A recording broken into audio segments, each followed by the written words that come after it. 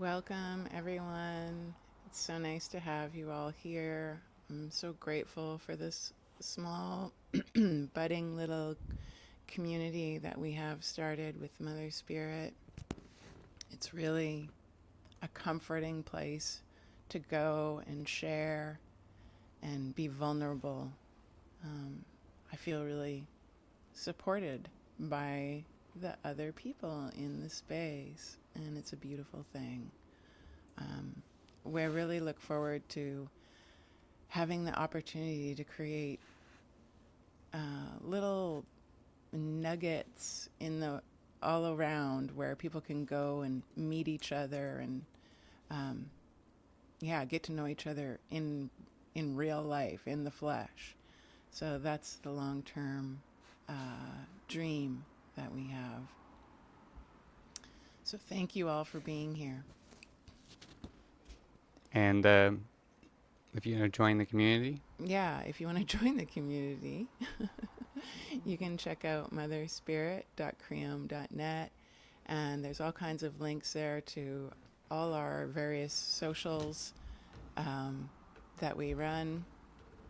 We're on pretty much all platforms, and yeah, there's the most activity at the moment is happening in our Telegram space, actually.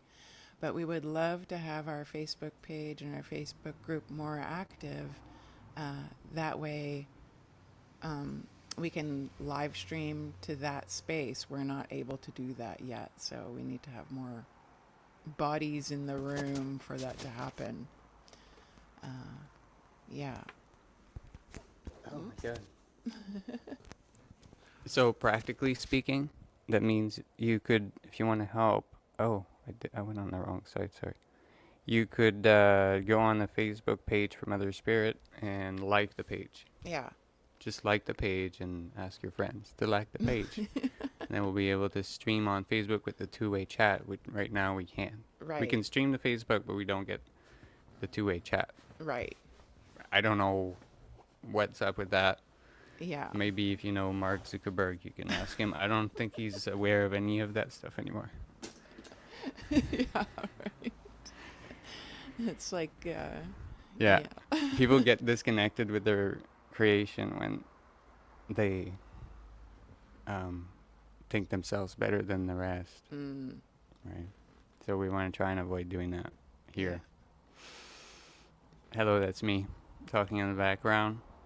Olivier, Early, as my friends know me. Hey, did you present yourself? Oh, I didn't even do that. My name is Joanne Humphreys. My friends call me Anna.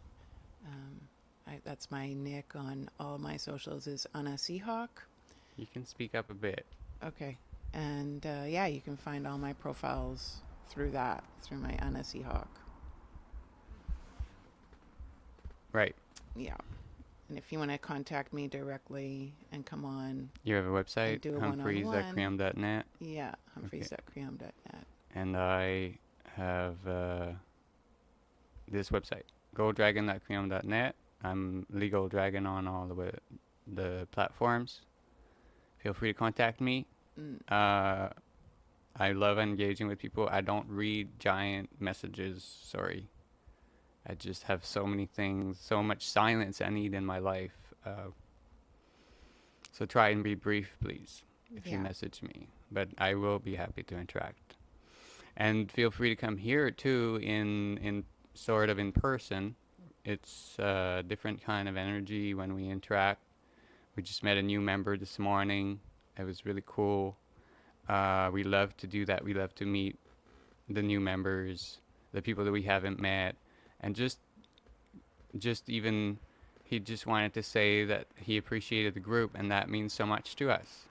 So even in a text, share your appreciation in the chat rooms. We have many chat rooms. The Telegram is most active, but there's no timeline, but eventually all the chat rooms should be interacting with each other, like through a bridge that I'm going to set up. So we have everything keeps growing, and we love people who can help us in different ways, however they want, to make this grow. Yeah, and there's we do these, when we do these lives, there's always a pre-meet and a post-meet. Half hour before, you can connect with us privately, and half hour after the half hour live. And after that, we run the last portion as long as people want to stay in, or unless we have an engagement, so you can connect with us directly. And the next one will be on Friday in the evening of the East Coast of America. We're not sure on the time yet. That will be the evening of a waxing full moon. So all of our meetings are scheduled based on the lunation. So right now we are a few hours away from what not many astrologers understand as the Gemini lunation, not the moon in Gemini, but it's the point where the moon it's the Leo lunation. That the Gemini was the last one, when the sun and moon angle is 120 degrees. We meet before that because there's a sort of hangover after. It's called the combust moon. Some of the classical astrologers talked about this. The combust moon, whenever the lunation enters the sixth. So 1/6 from, there's a circle. Anyway, we can get into this later, but every 60 degrees between the sun and moon angle, just before that, we'll find a time and meet there. So about six times per month.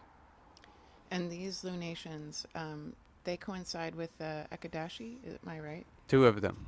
Okay. So tomorrow is Ekadashi.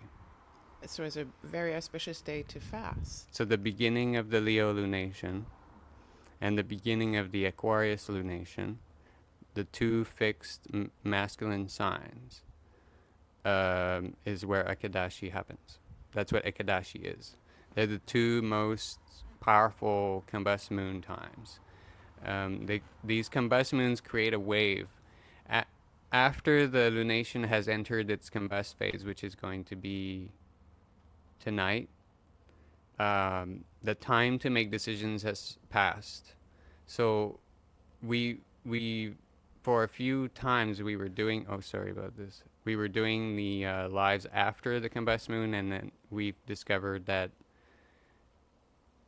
it's not the right energy for what we're doing. What we're doing is trying to harness our better selves, our better wisdom, remember our better wisdoms before the combust moon happens, which is why we decided to do it this way now.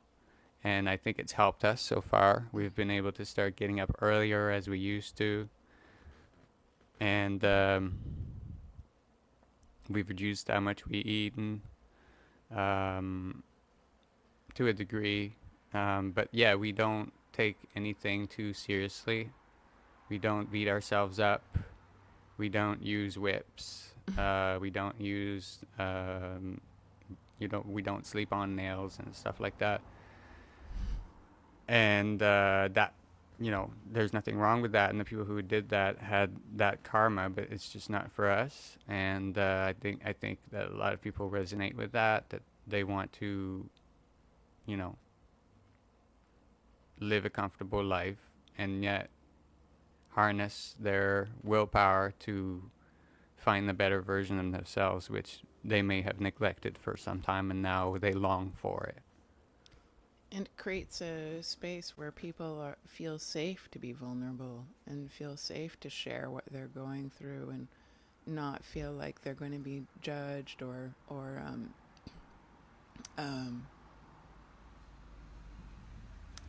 felt less of because they ate a chocolate bar or a hamburger. Just share where you're at and how you're feeling, and there's healing in that when we can be vulnerable and let our guard down and just share what in that raw form is so powerful. And really that's what Mother Spirit was created through that desire to have a space like that where I could share with other people. This healing is not just the physical body. And in fact, mostly it's the emotional body, I would say. Personally, that's how it feels for me. Like 80% of this is emotional stuff that you're going through. And if you can't share that, it's like the body needs a witness to heal in some deeper way. That emotion needs to be felt or seen or shared with someone else. It's like when you are sad and crying and you scraped your knee and you're bleeding, and your mother comes over to you and gives you a hug and rubs your back and tells you it's going to be okay. It's like that expression that the child gives, and that touch of the mother is already healing is happening in the body, that emotional support. And it's so I don't want to say neglected, but we don't really look at that deeper emotional part of it. We're so consumed by the physical, like our appearance, the mirror. We're so consumed by that. And then the data, the images that we get back from social media, it's like all of this physical. And very rarely do we look in the mirror and look in the mirror and have a positive experience there. It's usually like a critique that's happening, like, oh, I need to this, I need to cut this, I need to pull that hair, or it's yeah.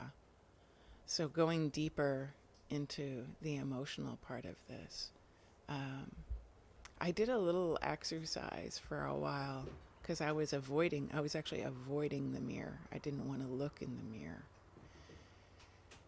the physical mirror, like an actual physical mirror.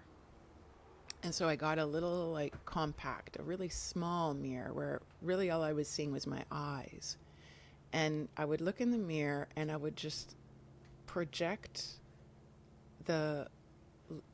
love through my eyes into the mirror and not worry about what it was I was seeing, but just that energy, project that love through my eyes into the mirror.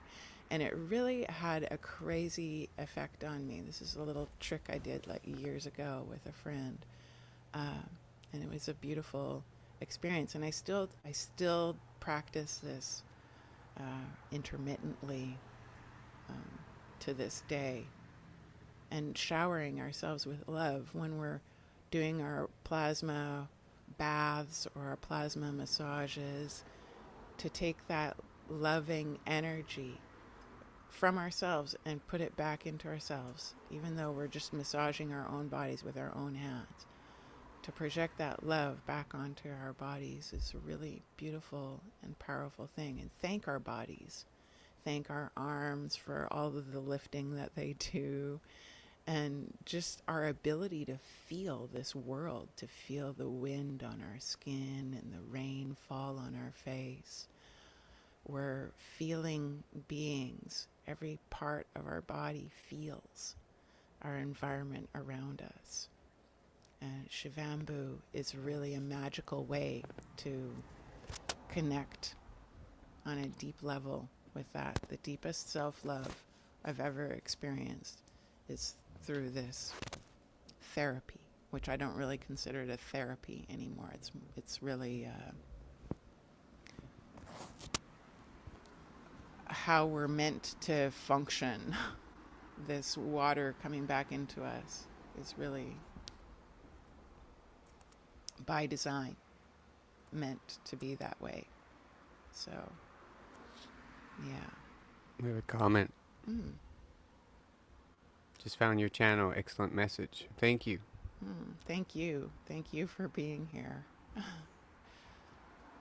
Truth Wave Energy. The nice name. Yeah. And Yeah, the purple. Truth The Wave. purple matches our... I love that. He's right in sync with us. Purple. Yeah. Truth Wave. I love that. And waves are true, aren't they? They don't they don't know anything else but to be themselves, waves. I'm a total water baby. I love my time in the kayak right now, being on the water. And yeah, every wave that crashes over the bow of my kayak when I'm cruising along is a truth wave. Nature doesn't lie. She's always telling us the truth. Mm. No matter really how that wave comes, whether it's from a boat or the wind. Yeah.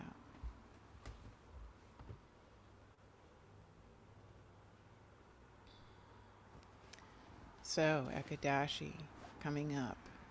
Oh yeah, Ekadashi is tradition in India of fasting twice a month, twice a moon. Like I said, they're on the lunation of Leo and the lunation of Aquarius, Mm. which is very interesting. Astrology is like a never-ending, fascinating journey of discovering the patterns that nature leaves for us to realize the magic nature of our existence. I know that a lot of people think of astrology as what is called as mundane astrology, where I think what happened was that there were real astrologers who were magicians, and their work was used by others to try and subvert reality to conform itself to a lustful personality who wanted to take more than they needed and change their natural place and habitat, which is to always only take what we need and share the rest to create more wealth for everyone, therefore benefiting ourselves indirectly. So they entered this vicious cycle, which is what essentially like a drug addiction is, where we've created a need for something by subverting the natural harmony. And now that need is fueling a cycle of needing more of it in order to not feel the distress of having to revert back to the natural state, which is painful. And so they just kept going down that road and rose their children to think that way. And so now we have this tradition of you trying to use astrology to predict, how you can make more money and all that stuff. But really it's about knowing ourselves and knowing the world around us to better find our natural dispositions, how we can help others and the world as best we can. And that is how we find our best joy. Because I find that people, like when we eat, we feel accepted. Because now this food in our mouth, this tasty food, the tastier, the more accepted we feel. Because we feel treated special by the mother who's like now feeding us. So we must be important to her. So that feeling, can become an obsession, and then we can forget what it's about. So everything can be subverted like that to an obsession, which is interesting because the moon creates these moods, sort of in order to create chaos, so that we can have more infinite potential manifestations of everything. It's like we need this to stir the pot. So in some way, we need these addictions. We need this evil mentality to come in and stir things up in order for us to see new possibilities. Yeah, the storm is necessary for the vitality of the oceans. Yeah. So we can't reject all of this and call it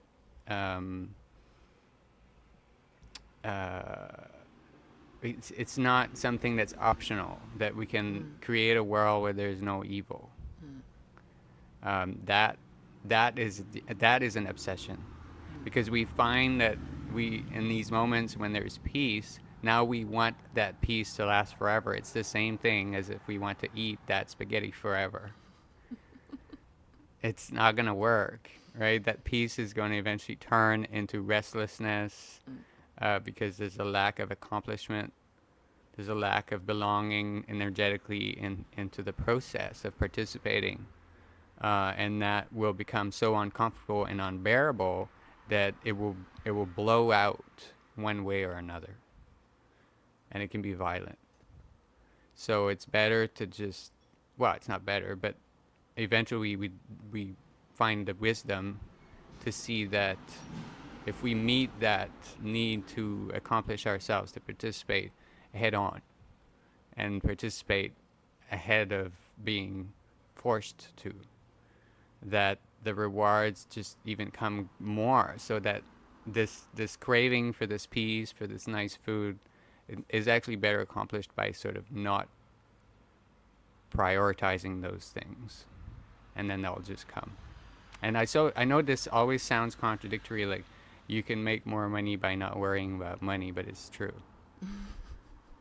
But if you're still worrying about making money, well, forcing yourself not to worry about money, there's something else that needs to work itself out there. And often it's not a direct route.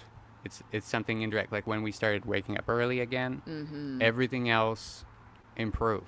Yeah. So when sometimes we get a block here, it's better to step back and look at something else. Like, what have I not been looking at for a while? That would be easy right now for me to do. Like, when's the last time you went in the sun? Yeah. When's the last time you were by yourself for a few hours in silence? When's the last time you went for a long walk far, far, far without worrying about what time you would come back home? When's the last time you showed up early to work with a smile and said hi to your boss with happiness, and you were happy to get to work? These things have value because they create a ripple effect through our lives. Yeah, what you do matters. What you do really matters.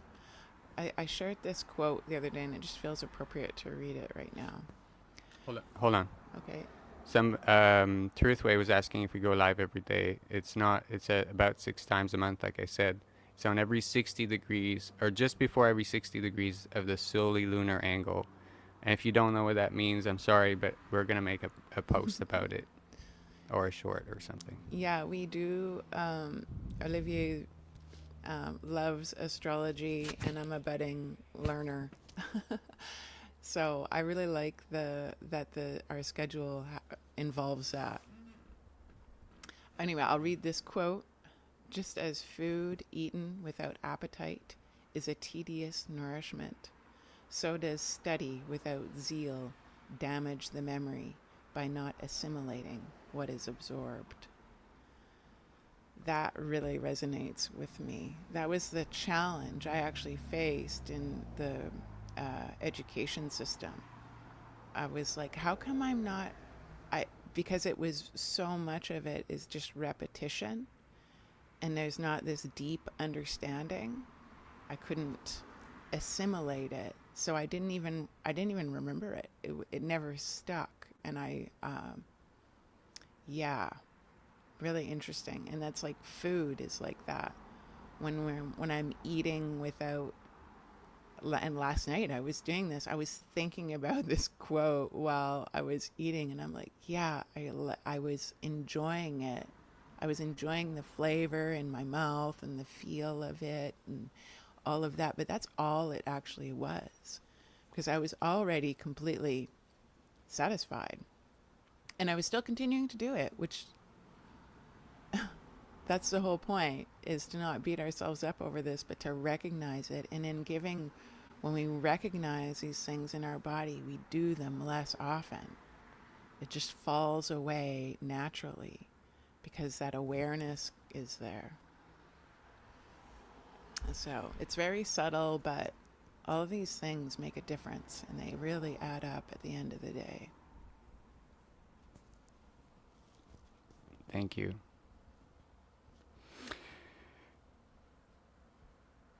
I wanted to touch on one small thing. I've been calling Shivambu the blood of Christ, and I'm very comfortable with that.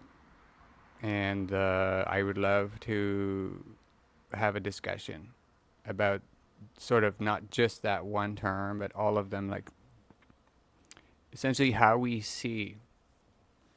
Because if we say there's a few P words, there's one that has a more nasty connotation, and words have energy. So if I say there's something wrong with my autofocus and it's driving me nuts.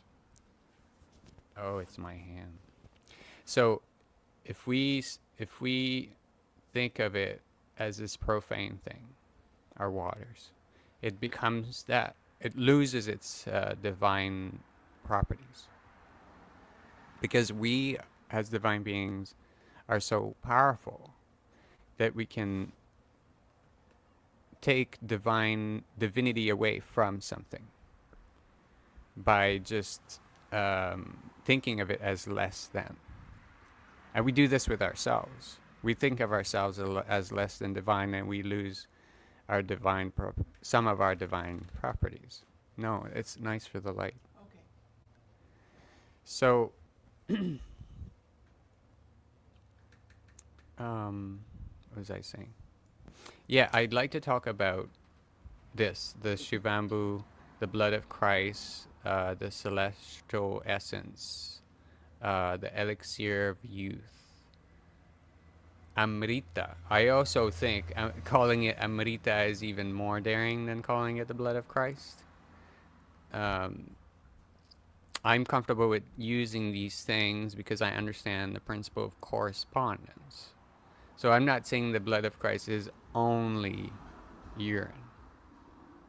I'm saying urine corresponds with the blood of Christ in the organic plane.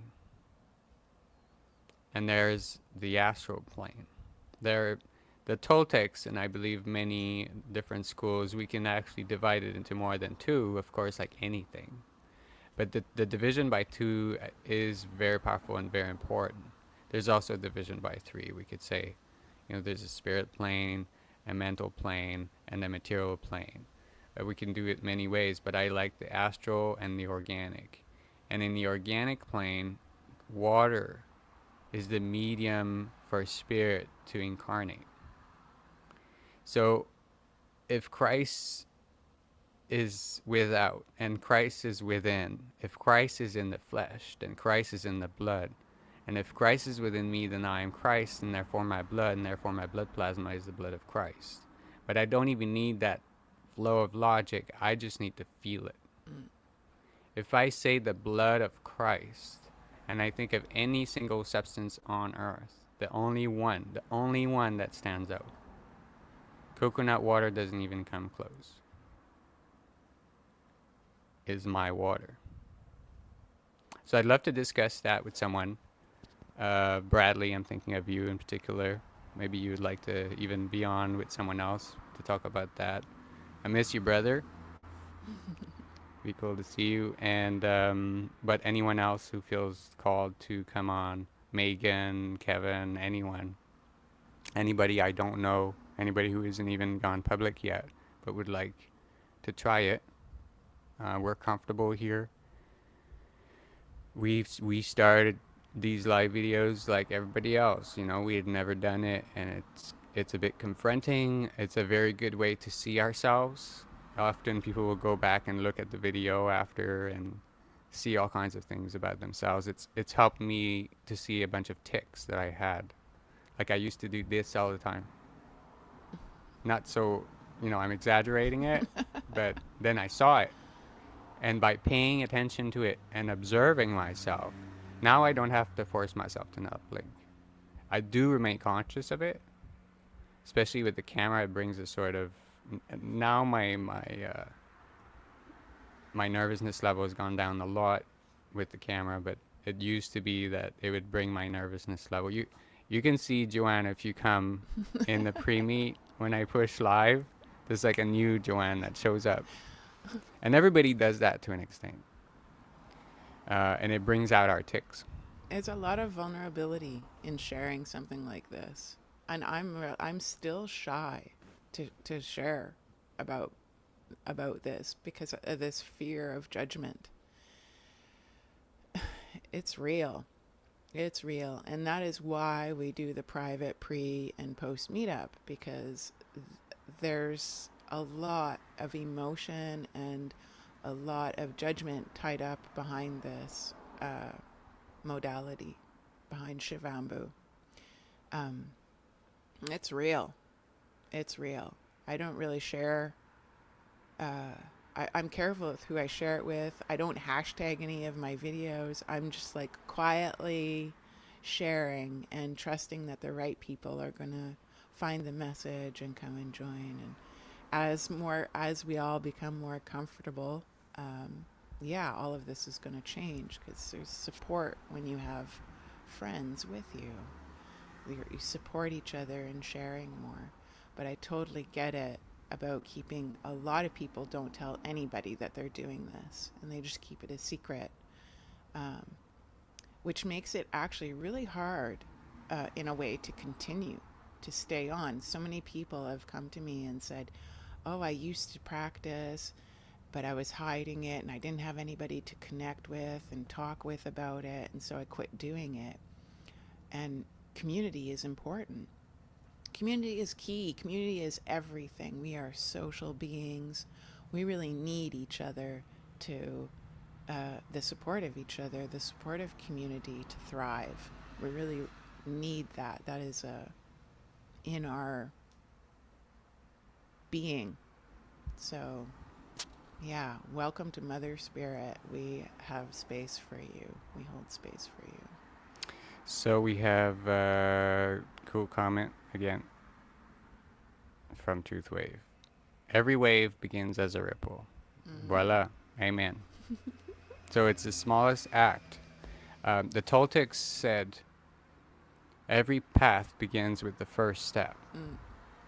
And all of this excuse making that I don't have the right place, it isn't the right time, I have to wait for the sadhana, is really just procrastination, because there is always a first step. Whether it's cutting your hair, changing your clothes, could be the most peculiar thing. It could be just going out and walking without your glasses on. Yeah. It's just something to shift. You have to break pattern, like Jason Bashir says.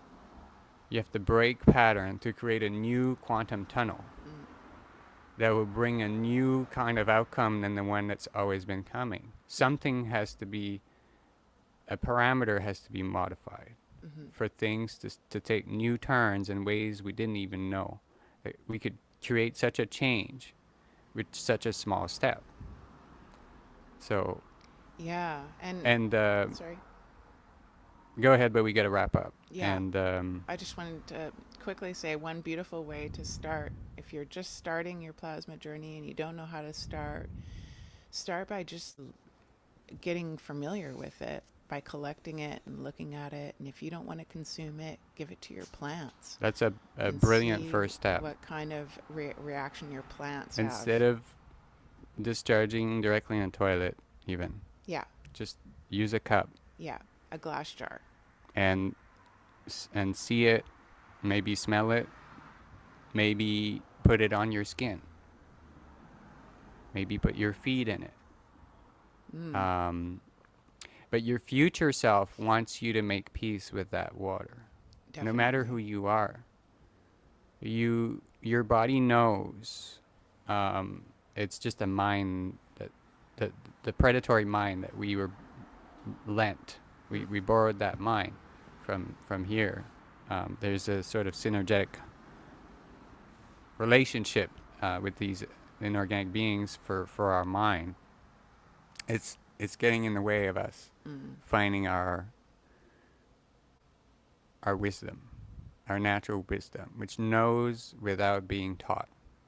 We actually knew and we forgot, and now we're trying to learn how to remember. So with that, we're going to close it up. Thank you for being here. Thank you, Truth Wave. Thank you, Truth Wave. Please Love come that back name. again. Yeah. And Yeah, check us out on motherspirit.creum.net. All of our socials are there, and it's easy to contact us directly actually through that, because we're right. both We're very easy to active in the reach. community, and Yes. we are, it's a gated community. There's a guard Oh at the yeah. gate. The trolls never stay long. Not Yeah, a, if you see one and I haven't caught him, just let me know. I can't obviously always check. There will be a bot eventually that will catch nasty stuff automatically, but we're not that big yet. Hopefully soon. So with that, may you find your cosmic inner light and its truest expression. And may you find that inner silence as much as you can, because it energizes us. So with that, we'll see you maybe Friday in the evening, Eastern time sometime. Stay tuned for the exact time soon. And that's it. Thank you. Thank you.